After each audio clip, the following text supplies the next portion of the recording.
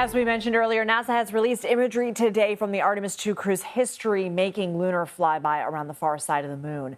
The 4 astronauts on board snapped these pictures during their journey. They show a solar eclipse from space, regions of the lunar landscape not seen before by the naked eye, and some newly discovered craters. So let's bring in American physicist and former NASA astronaut James Newman, who flew on 4 space shuttle missions. He's also professor emeritus of space systems at the Naval Postgraduate School in Monterey, California.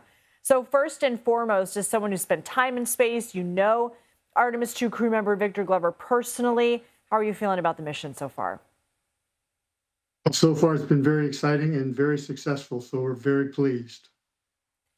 Now, these images that we're getting, I mean, how extraordinary are they? And I'm sure that you, from your trained mind, see something different than what a layperson sees. So in your mind, what do they show us? Let's go ahead and roll through some of them. I think one of the most important things that the images show is what's called the overview effect. And what that is was a term originally coined when people were first going into space and going around the moon. It's the opportunity to see the Earth from a perspective that we just don't normally get. And seeing it with their own eyes is something that is particularly special for them. But even for all of the rest of us who haven't seen it with our own eyes, I think we get the feeling of what it really means to be there now. Is there anything that you've been able to glean so far, or anything that you heard from their audible observations yesterday that surprised you? I would admit that nothing that's overly surprising. I like some of the personal touches that they added to it myself. I think that it's important for us to honor the family members of the crew members who take this perilous journey, for example. And what we can learn, though, as we learn more about the moon itself and our possible ability to live there, right, is what it means for our human species to be truly a spacefaring society. And the crew says these images are really unable to capture the full spectrum of what is seen by the naked eye. What do you attribute that to? Again, seeing things with the naked eye is just different than seeing things as a photograph. And we just have to admit that we see that all the time. And so when we have the full dimension of the 3-dimensionality of it, when we have the physical presence of being there, those of us seeing it, we can imagine some of that. Having been in space, I can imagine it perhaps a little more. But nonetheless, it's so striking to realize that all we know and everyone we love, except for those 4 people, are on this planet right now, and a few people on the International Space Station as well. James Hansen Newman, thank you so much. My pleasure. Thank you. Retired NASA astronaut Terry Virts joins me now. He spent more than 7 months in space. Well, Terry, you just heard me say it.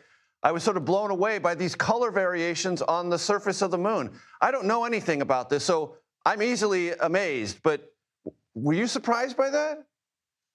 I was surprised about it. And, you know, when I was in space, I took a lot of pictures of everything. And when you see the Earth's atmosphere, there are these lines in the atmosphere between the stratosphere and tropopause, et cetera. And I noticed that my eye was seeing it differently than the camera chip. I'd look at the atmosphere, I'd take the picture and look at the camera, and it was not the same thing. So even looking at Earth, the colors and the shades that my eye would see were very different than what the camera was seeing. So the science experiment to have the astronauts look and describe what they were seeing, I think is a very valid science experiment. And it'll be interesting to see what they say.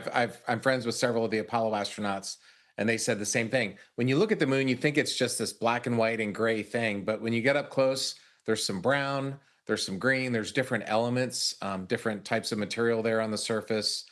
So it was pretty cool to see that. There's also a really, really thin atmosphere. I'm not sure if they got pictures of that. I mean, it's almost non-existent, but there's a little bit of gas trapped around the moon. So what amazing pictures those were, though. What was your emotional reaction seeing some of these pictures? I mean, I was so excited. I felt like a kid. When I was a little kid, the first book I read was about Apollo, one of those cardboard books. And it's what made me want to grow up to be an astronaut. You know, yesterday was maybe 2 days ago was an emotional day.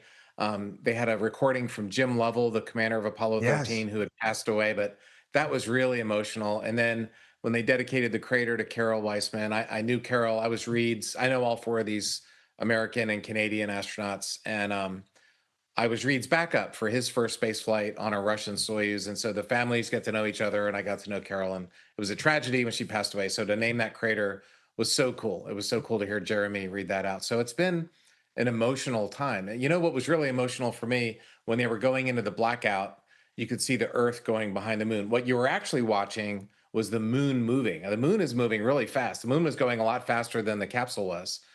So you were seeing the moon kind of slide over and block Earth. That was just really profound. And the colors and the definition of these high def cameras that we have today are different than what they had in Apollo. I kind of like the colors better in the Apollo time, but it was different. It was something that we have never seen before. The cameras of today capture a different image than what they did back in 1968 when Apollo 8 first flew around the moon. So it's just so emotional. It's such a great time. And the human eye adds to that. Adds to that perspective, adds to that gathering, that collection, that emotional reaction, adds to the entire experience. It did to me, it did to you. Terry Virts, thank you so much for sharing that. I really appreciate you being with us today. Thanks, Major. We see so much of the worst of humanity, and what we're seeing in Artemis is the best of humanity. So thanks for covering this. That's why we love this story so very much. Again, thanks so very much. So I am joined right now by CBS News space consultant Bill Harwood, who is live at the Johnson Space Center in Texas. And also with us is MIT professor of the practice of aerospace engineering and former NASA astronaut Jeffrey Hoffman. Jeffrey, thank you so much for joining us. Thank you to Bill Harwood as well. We really appreciate your time. Jeffrey, so I know you became an astronaut back in 1979, and during that time you logged 5 space flights totaling 21.5 million miles in space. So what did yesterday mean to you?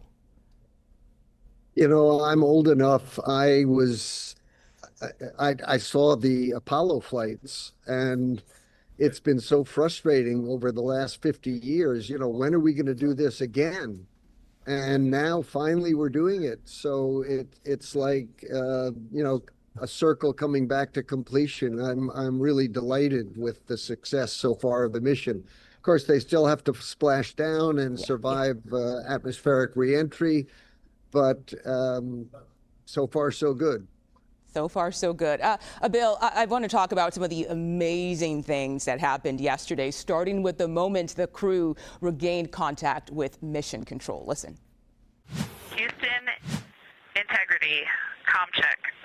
Integrity, we have you loud and clear. How many?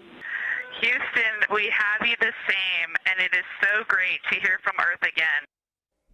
So, Bill, talk to us about that moment and the risks that come from losing contact for that long period of time, and also what new information are we learning from that flyby? Well, first of all, I think when they go behind the moon and out of contact, that's no surprise to the crew. That's just the nature of the flight, and I don't think it posed any additional risk to what they already faced. But obviously, coming back in contact is always a fun moment. It shows that Isaac Newton's physics laws work very well indeed for spacecraft going around the moon, as Jeff would certainly know. And by the way, Jeff, good to see you again. No, I mean, you know, I think the real goal of this flight was a test flight. I mean, this is the first piloted flight of the Orion capsule. They want to check out its life support systems, all the other systems on this very complicated vehicle, because they want to use this to routinely carry astronauts to and from the moon down the road. So I would look at that as the first priority, but the science is certainly interesting. You know, satellites have mapped the moon in great detail, but the human eye brings nuances that cameras don't yet capture. But having said that, looking at some of the photos they've sent down of that Earth-set picture, and they got to witness a solar eclipse in space. I mean, those were spectacular. I didn't expect those shots to be as good as they were, and they just blew me away. I'm still marveling at them. Yeah, amazing. Jeffrey, I want to ask you, how does this mission compare to Apollo 8? Well, there's a couple of things. First of all, what this mission cannot do, which Apollo 8 did, was to go into orbit around the moon. The Artemis system just does not have currently sufficient propulsion capability to slow down and go into orbit.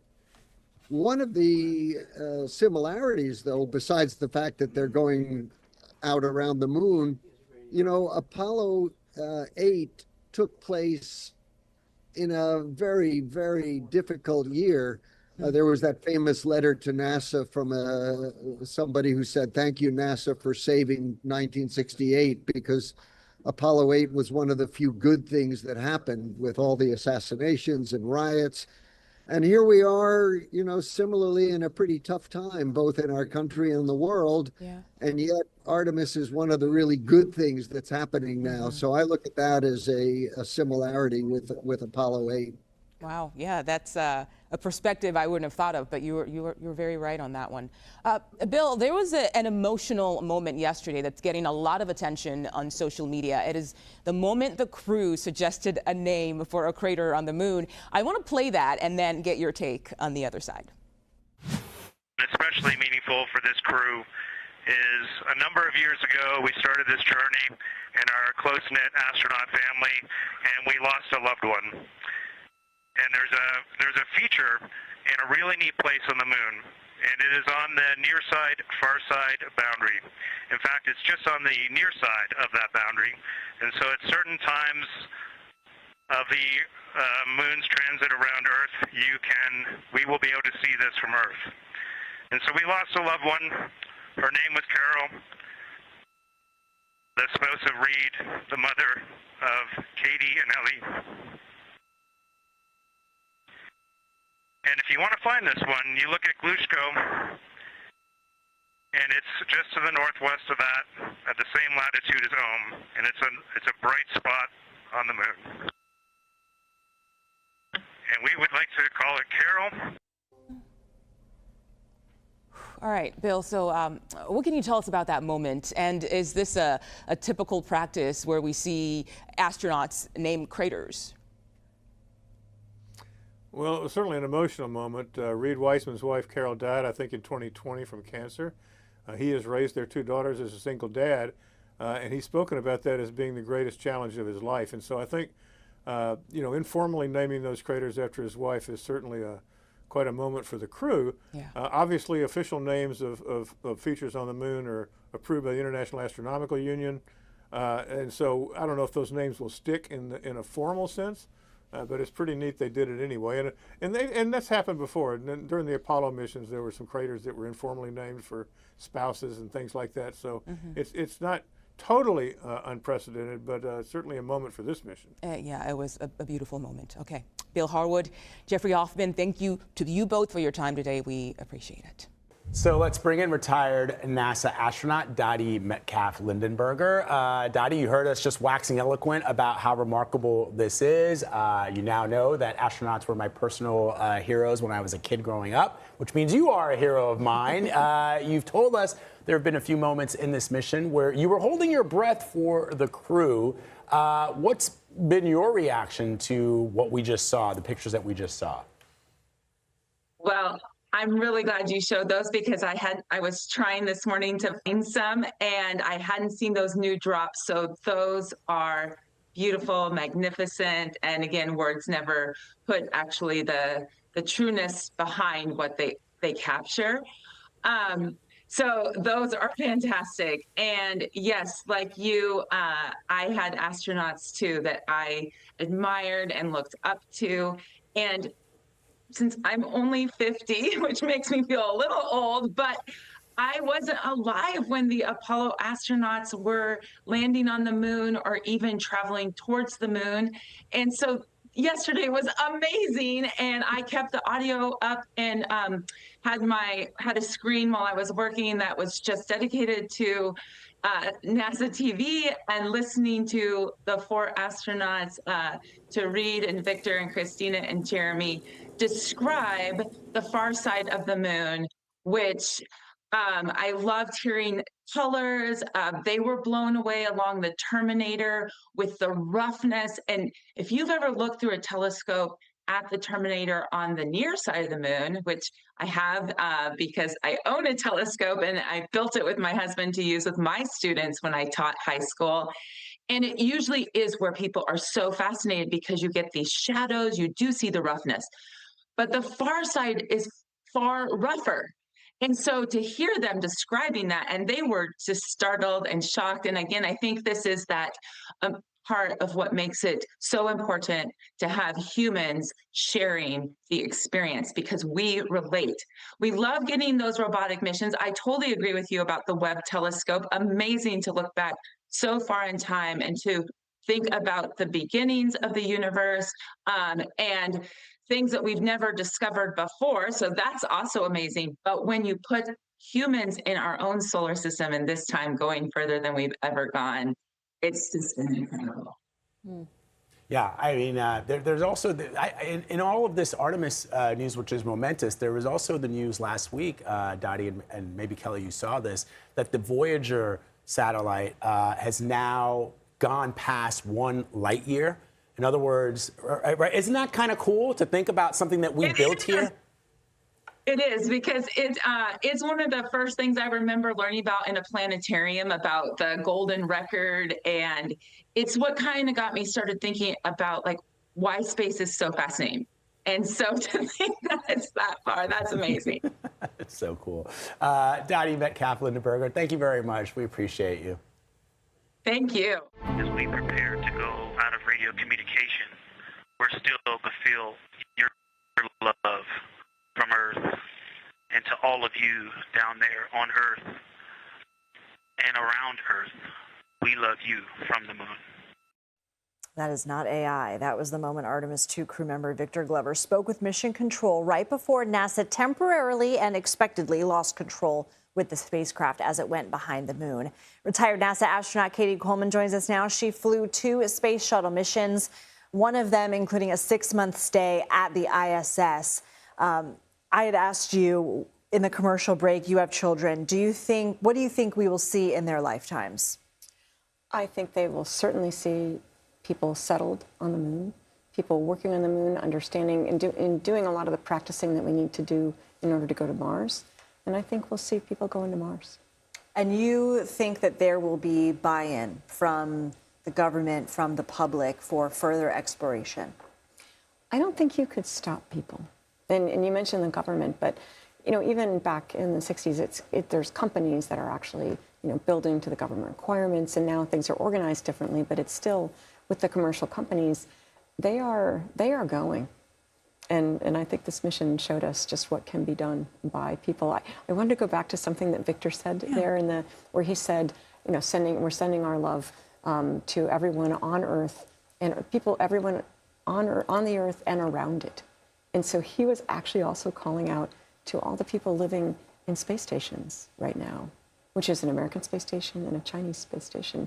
And I love that he thinks that way. He doesn't plan. He thinks that way and he speaks that way. And you pick up on the subtleties to help us understand all of it. Do you think that without Artemis II, we would have those future missions? When you say they can't stop us, was Artemis II a huge step in that direction? Absolutely. In that it is I'm retired from NASA now, but when I go back, there's something that is just clear in a visceral way that this is an organization that knows that they will be creating the situation where people are going to the moon and then going there not just to go around, but to stay, right?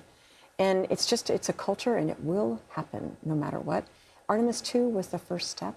And now it's almost like a relay race where Artemis II was the first person out. And there is someone now, a whole team of people getting Artemis III ready. And they are ready to go on the start line with their hand back there. And it's a very exciting time. Well, Cady Coleman, it has been a privilege to get to see some of this through your eyes. Thank you so much for your expertise. The Orion spacecraft is expected to splash down Friday just after 8 p.m. Eastern time in the Pacific Ocean off the coast of San Diego. Recovery teams consisting of a ship, helicopters, and boats will retrieve the 4 astronauts. On the ship, the crew will undergo initial medical evaluations, and then they'll be taken to a naval station in San Diego before being flown to Texas. Retired NASA astronaut Bonnie Dunbar joins us once again. She took part in 5 space flights and spent more than 50 days in space. Bonnie, I apologize for having to cut you off earlier, but I just wanted, before we talk about their return, how you feel that the flyby went, the loss of comms, and then the regaining of comms. Well, it seemed to go quite smoothly, which was good. Comm came back when it was supposed to.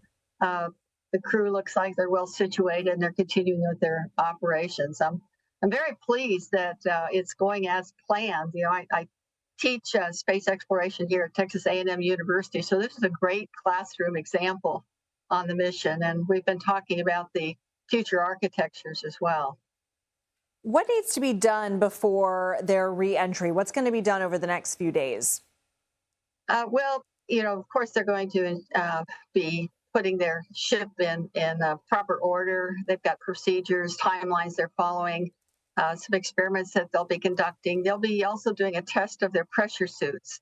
The pressure suit allows them to have oxygen and pressure in the event that there's a problem with the spacecraft. And it actually is quite a long-lived pressure suit, several days. They're all custom made, which is nice. That allows them more flexibility and mobility. So they're on this flight plan. There's probably some other experiments they're going to be doing. They're going to be doing their exercise, but I think most importantly, being rested and ready for the reentry procedures. I have to be really quick with you, Bonnie. Is there any part of you that's a little nervous for reentry, knowing the prior heat shield on Artemis I was a little more beat up?